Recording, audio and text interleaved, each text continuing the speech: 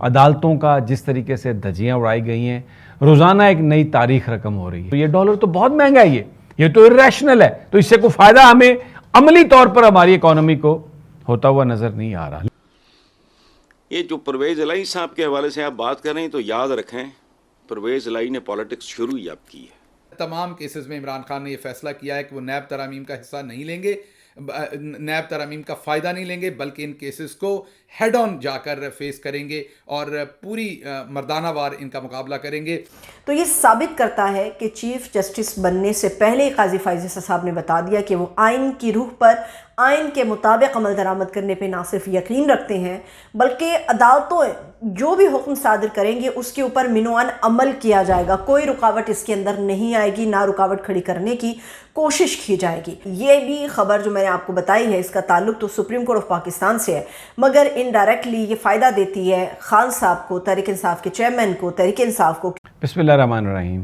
میں سمیع ابراہیم. عدالتوں کا جس طریقے سے دھجیاں اڑائی گئی ہیں، روزانہ ایک نئی تاریخ رقم ہو رہی ہے. جنرل عاصم منیر جو پاکستان فوج کے سربراہ ہیں، ان کی بزنس کمیونٹی سے ملاقاتیں، اور پھر اس کے بعد جو پچھلے 2 دنوں سے جو ڈالر مارکیٹ نے جو کیا ہے وہ بہت ہی اس پر بحث ہو رہی ہے اور اس پر ملا جلا رد عمل ہے. انٹیلیجنس کے لوگ سول کپڑوں میں ڈالر لے کے مارکیٹوں میں آئے ہیں. منی چینجرز جو ہیں ان کے سامنے FIA کے لوگ بیٹھے ہیں، آنے والے سے جانے والے سے پوچھتے ہیں بھائی کیا لینے آئے تھے، کیا گئے تھے. تو اس لیے ابھی خوف کے اس عالم کی وجہ سے جو کرنسی ڈیلرز ہیں وہ کاروبار نہیں کر رہے.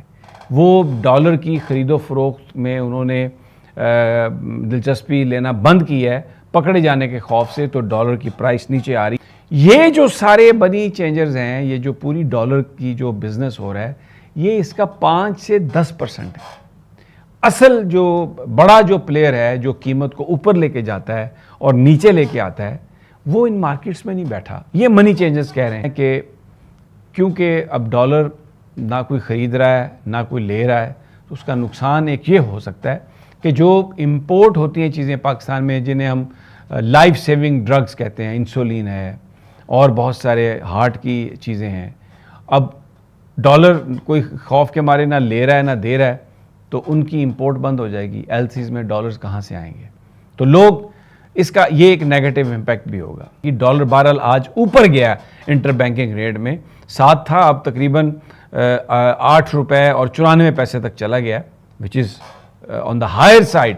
تو اگر یہ جا کے کہیں انٹر بینک بھی 310 12 15 پہ رکتا ہے جا کے، تو یہ ڈالر تو بہت مہنگا ہے، یہ تو irrational ہے. تو اس سے کوئی فائدہ ہمیں عملی طور پر ہماری اکانومی کو ہوتا ہوا نظر نہیں آ رہا. لیکن بہرحال جو ایک اوپر کی جانب جو پرواز تھی وہ جنرل عاصم منیر کی بزنس مین سے گفتگو اور یہ جو اقدامات ہوئے ہیں اس سے نہ صرف وہ رکا ہے بلکہ چاہے وہ کتنے % بھی ہے وہ نیچے آ رہا ہے. اب آ جائیں دوسری سٹوری ہماری جو پرویز الہی صاحب کی ہے. پرویز الہی صاحب کو آج پولیس لائن سے رہا کیا گیا اور پھر وہیں پر سے انہیں اسلام آباد پولیس نے ایک اور مقدمے میں گرفتار کر لیا. یہ کون سا مقدمہ تھا؟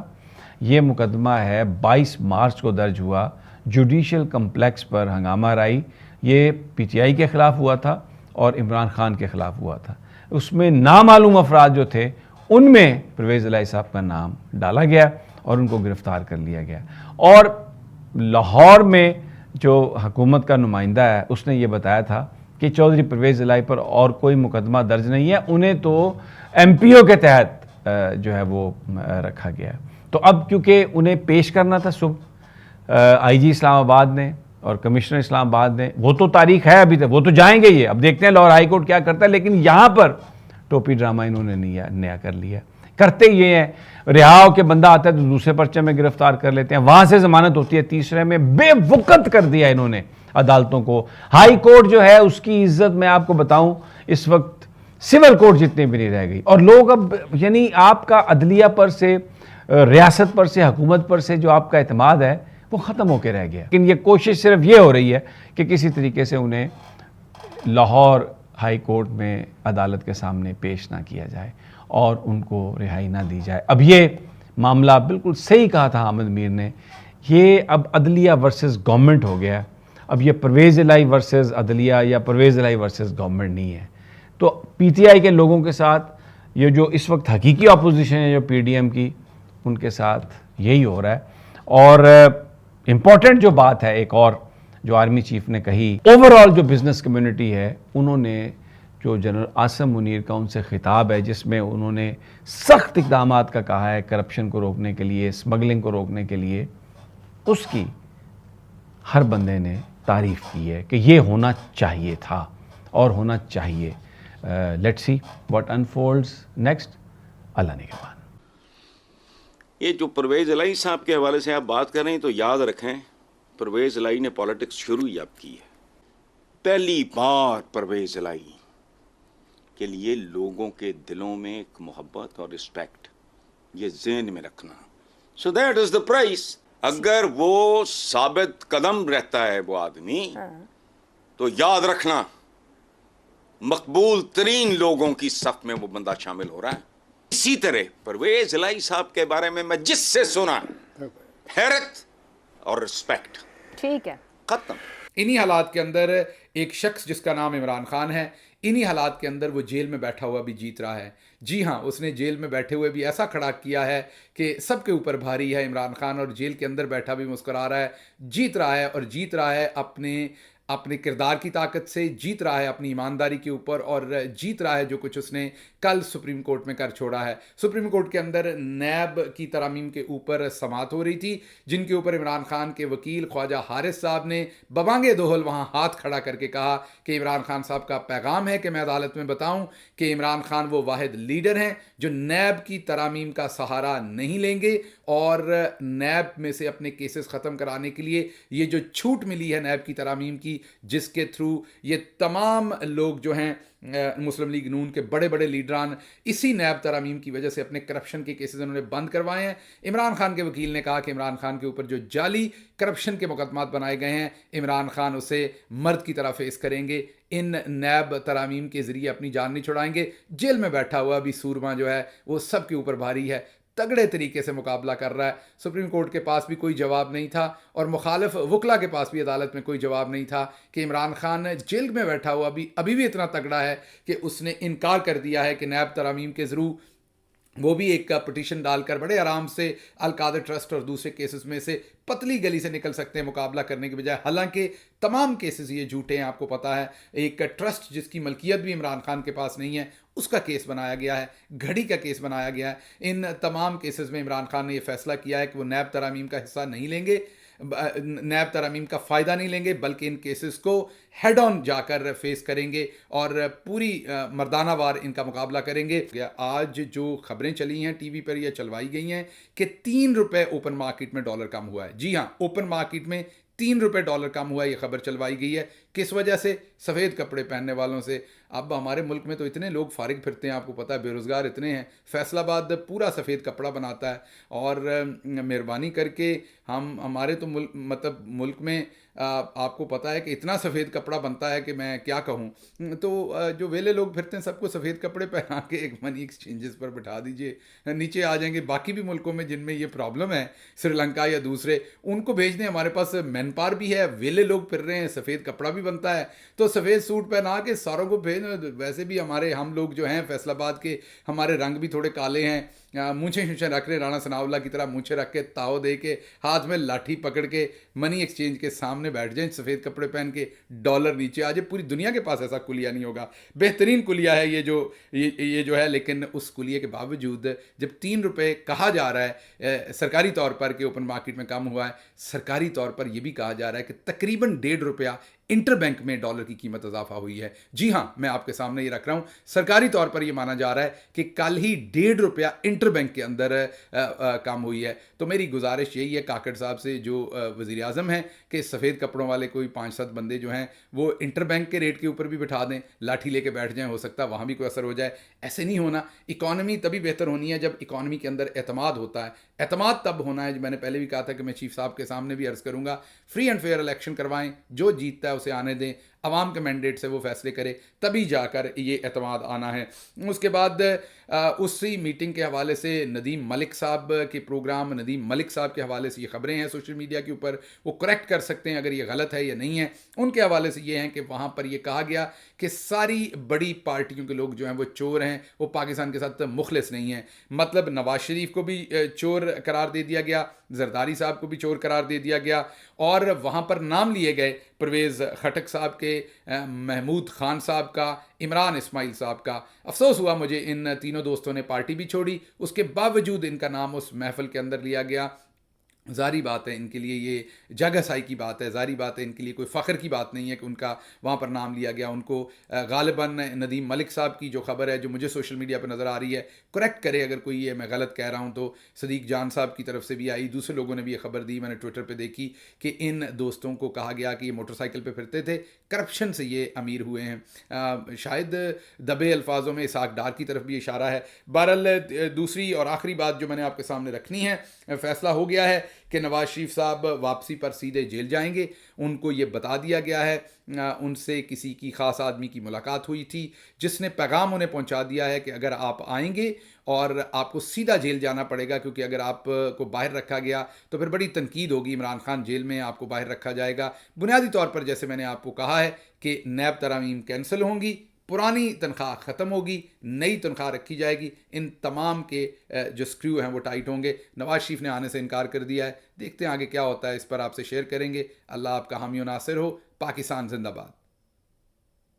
تو یہ ثابت کرتا ہے کہ چیف جسٹس بننے سے پہلے قاضی فائز عیسیٰ صاحب نے بتا دیا کہ وہ آئین کی روح پر، آئین کے مطابق عمل درآمد کرنے پہ نہ صرف یقین رکھتے ہیں بلکہ عدالتوں جو بھی حکم صادر کریں گے اس کے اوپر منوان عمل کیا جائے گا، کوئی رکاوٹ اس کے اندر نہیں آئے گی، نہ رکاوٹ کھڑی کرنے کی کوشش کی جائے گی، اور عدالتیں جو حکم جاری کریں گے اس کے اوپر منوان عمل ہوگا۔ تو یہ بہت بڑی ڈیولپمنٹ ہے کہ عدالتوں کی طرف سے جو ہمیں نظر اکثر آتا تھا کہ خلاف ورزیاں کی جاتی ہیں عدالتوں کے احکامات کی، تو اب یہ ظاہر کرے گا اور ثابت کرے گا کہ آئندہ آنے والے وقت میں جو ہماری سپریم عدلیہ ہے، ہماری سپریم کورٹ ہے، ایک اچھا تاثر جو ہے وہ اپنا لے کر لوگوں کے درمیان بڑھے گی۔ یہ پہلی خبر اچھی ہے۔ یہ بھی خبر جو میں نے آپ کو بتائی ہے اس کا تعلق تو سپریم کورٹ آف پاکستان سے ہے، مگر انڈائریکٹلی یہ فائدہ دیتی ہے خان صاحب کو، تحریک انصاف کے چیئرمین کو، تحریک انصاف کو، کیونکہ تحریک انصاف ہمیشہ سے یہ اپنا سٹانس رکھتی ہے کہ اعلیٰ عدلیہ کی طرف سے یا عدالتوں کی طرف سے جو احکامات صادر ہونے چاہیے آئین اور قانون کے مطابق، ان کے اوپر منوان عمل ہونا چاہیے۔ پہلی تو جیت خان صاحب کی یہیں پر ہو گئی۔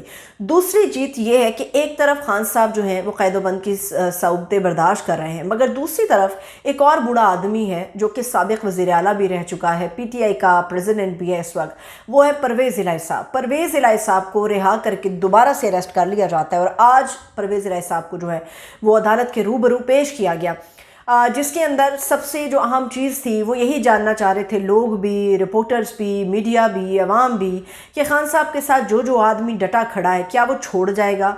تو ایسی صورت میں آج پرویز الہی صاحب سے یہ سوال کیا گیا، یہ ان سے پوچھا گیا کہ پرویز الہی صاحب آپ کیا پلان رکھتے ہیں اب دماغ میں، آپ کیا سوچ رہے ہیں، کیا کوئی پریس کانفرنس آپ بھی کرنے جا رہے ہیں، کیا خان صاحب کا ساتھ چھوڑ دیں گے؟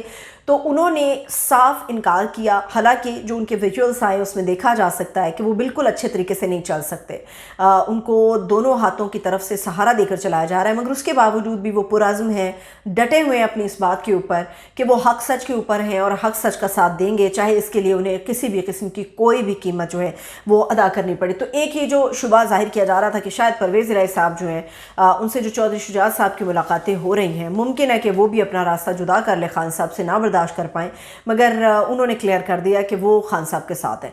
اچھا، اب دوسری ایک اور اہم چیز ہے، خان صاحب کی جو سب سے بڑی فتح ہے، گزشتہ روز سے ساری چیزیں چل رہی ہیں کہ سپریم کورٹ آف پاکستان نے جو نیب امینڈمنٹ کا کیس ہے اس کے اوپر فیصلہ محفوظ کر لیا ہے۔ میں اس کے اوپر گزشتہ بھی بات کر چکی، مگر میں آج آپ کو کچھ اور اہم چیزیں بیان کرنا چاہ رہی ہوں۔